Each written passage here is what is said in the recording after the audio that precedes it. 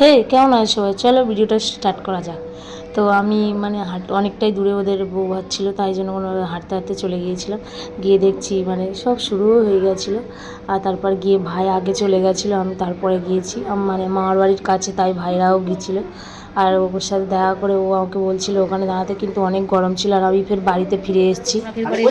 হ্যাঁ, এই তো আবার ঘরে এসে কানে নিলাম। কি দেখো না, একটা কি বড় কানে পড়েছে, আমি যাও কি ছোট কানে পড়েছে। চলে গিয়ে আবার ফিরে এসেছি কানে না। Tata bye bye. টাটা কালি। শাড়ি পরবো বলে কিন্তু শাড়িটা ভালোভাবে পরতে পারছিলাম না আমি একা একা, তাই জন্য করে শাড়ি আর পরিনি, চুড়িদার পরেছিলাম।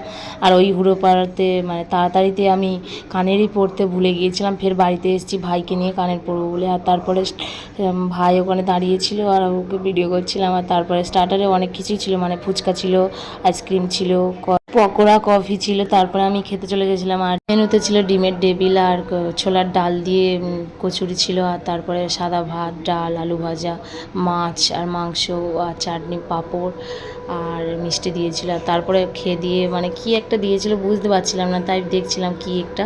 তারপরে গিয়েছিলাম, হেঁটে এসেছি অটোতে। আর যদি ভিডিওটা ভালো লাগে লাইক